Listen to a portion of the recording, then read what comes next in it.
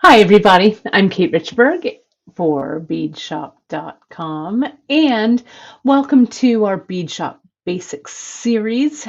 Um, Today, I'm going to share some wire tips on wrapping briolettes. Now, a briolette is something that I love to use in my designs. It can be like a drop-shaped bead, or like I'm going to use today, kind of a faceted gemstone bead. They all kind of work the same way.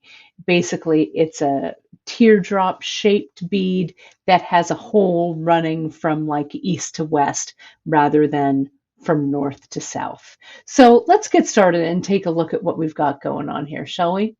So let's take a look at what I've got on my bead board here. And what we're going to use, I've got some briolettes sitting here. These are some gemstone briolettes. And here at Bead Shop, we really try and bring you quality gemstone brios that have really nice, even holes, right? Sometimes when when briolettes are drilled, one side of the stone is drilled a little bit larger than the other just because that's the nature of the drill because it tapers down into a smaller point. So sometimes you'll see that, but most of the time you'll get a briolette that has a hole that's nice and even. It's kind of hard to show you because it's a little small, but nice and even right on both sides. So the wire that you want to check out usually for briolette wrapping might be a little bit thinner than you're used to using. 26 gauge is usually my default for just about every gemstone briolette wrap that I do, unless the stone is particularly small or particularly fragile. Then I'll jump down to 28 gauge.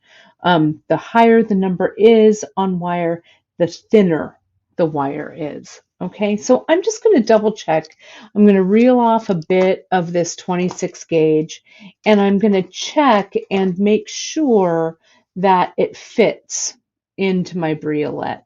And I can see how that goes on there nicely and see how there's even like a little bit of swing there. That's what you're looking for. You don't want a wire that goes in there that's so tight because when you start to wrap it, that's going to be what I like to call a briolette killer, right? It's going to crack that hole and your briolette will no longer be able to be used or wrapped because it'll be broken. Okay, so I've also got some chain here. I've cut this chain to make like an 18-inch necklace here, just to show you how I might put the briolette onto something. And let me show you, I've used some other wire wrapping techniques that I've shown you in the past here at the ends. What I did was I used our swivel clasp here, and can you see how I've used, it's a 4mm labradorite bead, and I used 24 gauge to wrap both of these, but I used that instead of a jump ring. So this made it a little more decorative at the end of my necklace as well. So I used 24 gauge and I used that 4mm to connect this chain to this swivel clasp. And on this end, that's going to be the closure end, you know, the opposite end of the clasp. I wire wrapped it to the chain, and then I made the loop part that's going to connect into our clasp just slightly larger, right? So it looks like it's more of a clasp closure than just a wire wrap bead unit. This makes a really safe and sturdy closure for your piece rather than using jump rings, but you could also use the appropriate size jump rings for these as well. Okay, so I'm just going to leave that connected there for the moment. Let's go ahead and wire wrap this briolette. Now, I'm going to show you a couple of ways to do this. First, we're going to do one that's all-encompassing. That's just a briolette where the loop is wrapped and then wrapped back down so it's not able to be pulled off. I'm also going to show you how to wire wrap a briolette with a loop that'll open and close. Because sometimes you need that, like if you're connecting it to chain, or for whatever reason, if you have a briolette that you need to connect to something that won't open and close, and for some reason you don't want an all-encompassing loop on the tip. So it's a handy one to know, but I mostly do this completely closed Briolette wrap for most of the things that I do. So I'm going to insert my 26 gauge wire here, okay, and I'm going to bend. So I don't have a lot. I have the majority on one end and then this other side here bending over. And I want to make like a little X with my wire that kind of lines up with the tip of my briolette. I also want some room here, right? So that it's not super tight, that I haven't shoved this wire right up against my briolette. Now, this is where the magic happens right here, gang, is that I insert my pliers right at that X. These are my chain nose pliers, and I tighten them. And what that does for me is it centers what is eventually going to be my loop over the tip of that briolette. Can you see that there? And it gives me just enough room that my briolette still has movement. Now we're just going to wrap this kind of like we do a regular traditional wire wrap. Okay, I'm going to bend that wire, this long wire, I'm going to bend it over the top of my chain nose pliers here. See that? This other piece of wire is just kind of sticking up and out towards the sky here. I'm going to just ignore it for the moment, okay? And you'll see why in a minute. I'm going to concentrate on this wire that's bent. I'm going to bring my round nose plier in at wherever I want that loop size to be. That's where I'm going to grab it with my wire, or with my plier rather.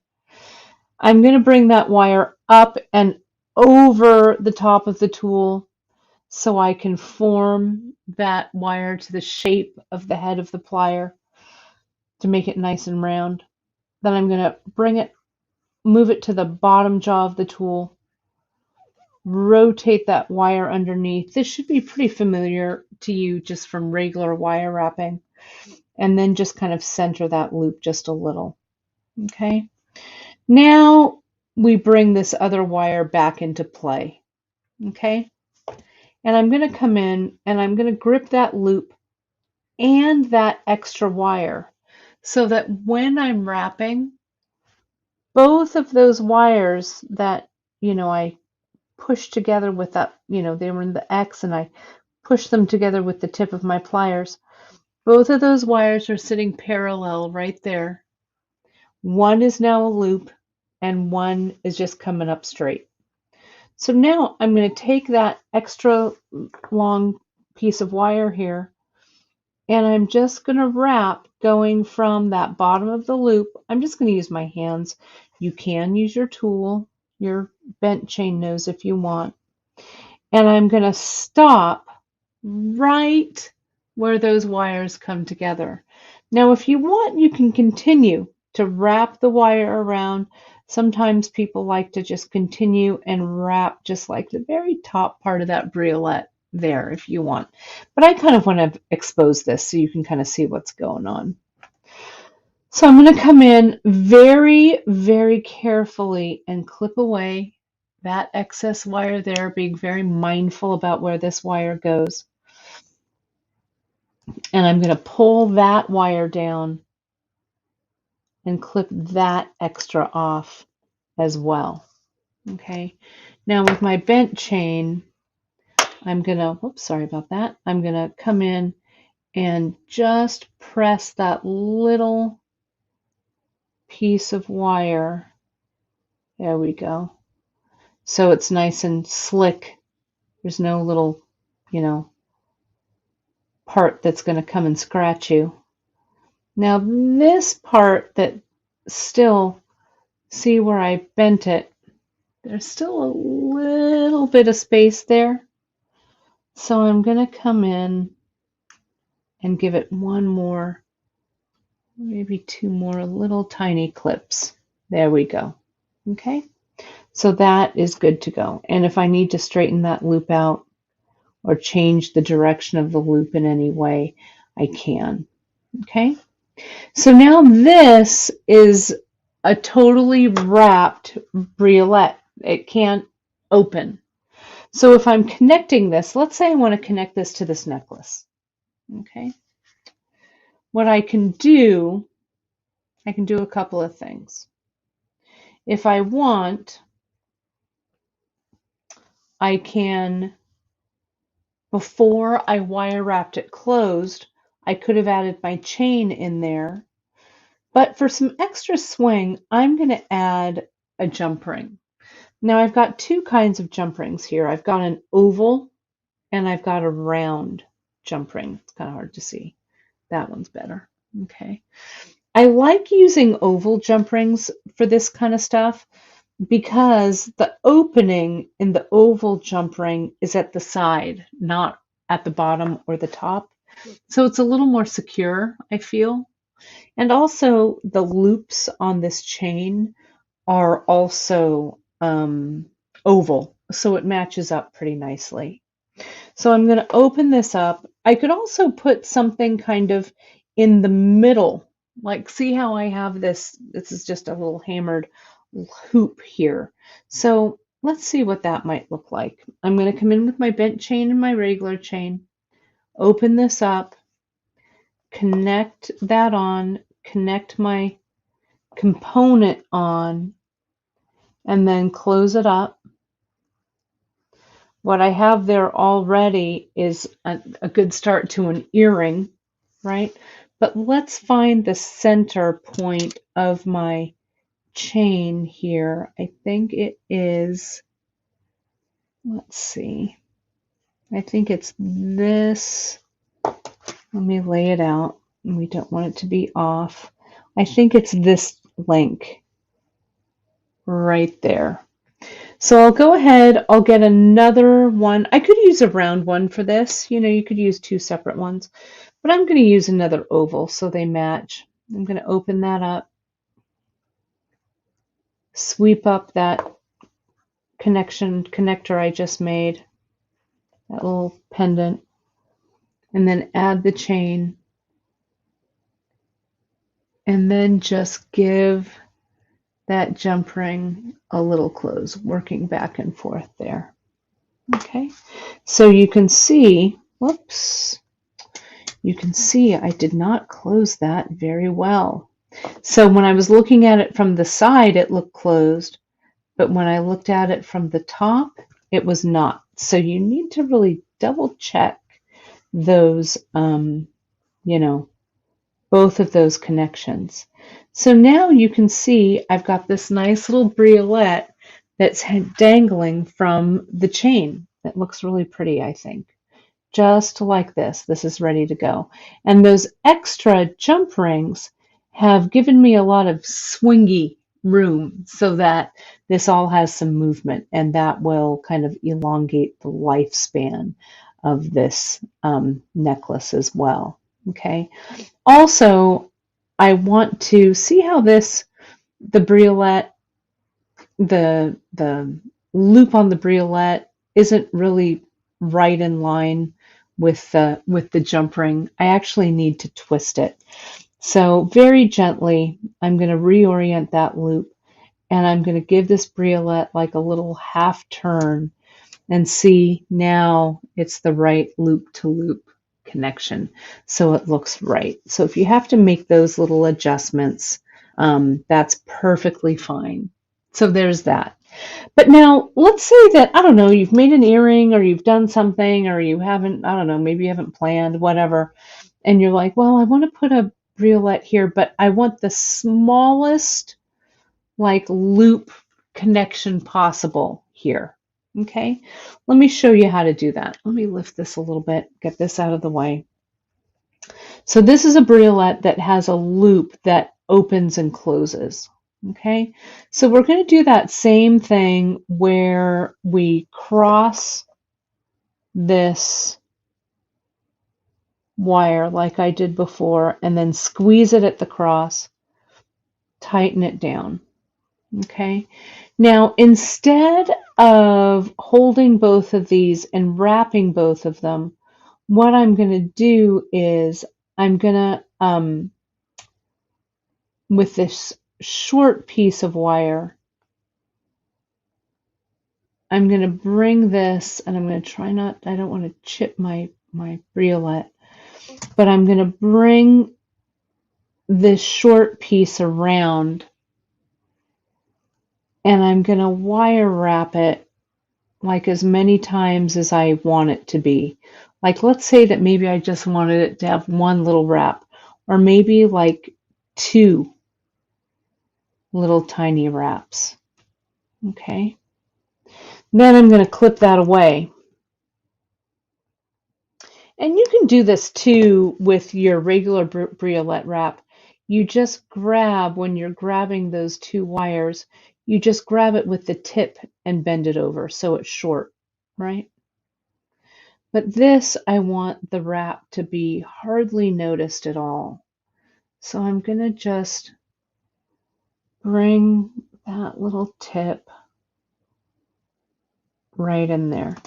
Now I'm going to do a loop like I do a regular rosary loop with this.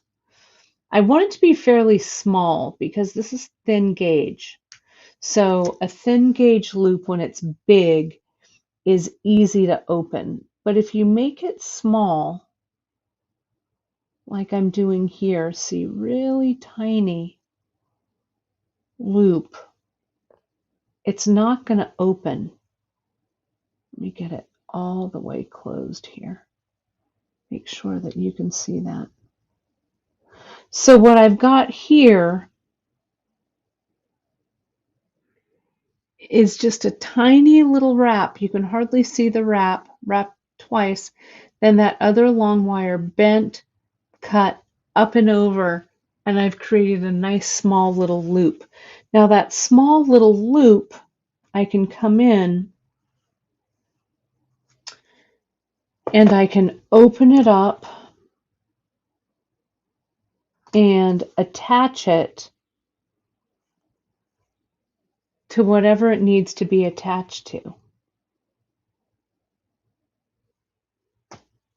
Okay, like so.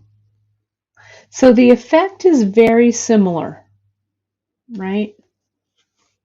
It's just that one of our briolette wraps actually opens, that's this tiny one, and one is an all-encompassing wrapped loop that won't open.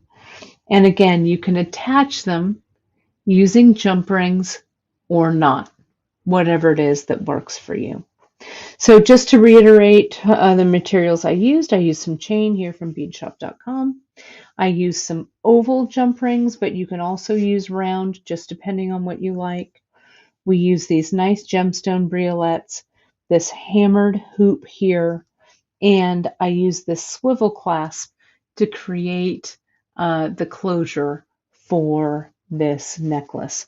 And of course, the tools you'll need are your bent chain and your regular chain nose, your round nose plier, and of course, a good wire cutter. And the wire that I used, the gauge that I use most of the time with my briolettes, unless they are particularly small, is a 26 gauge wire. So thank you so much for joining me, everybody. I really appreciate it, and I hope you enjoyed this Beadshop Basics video on how to wire wrap briolettes. You can find us, of course, all over social media. We'd love to have you follow us there. And of course, you can shop all supplies right online at beadshop.com. Thank you so much for your support, everyone, and I'll see you on my next demo. Thanks.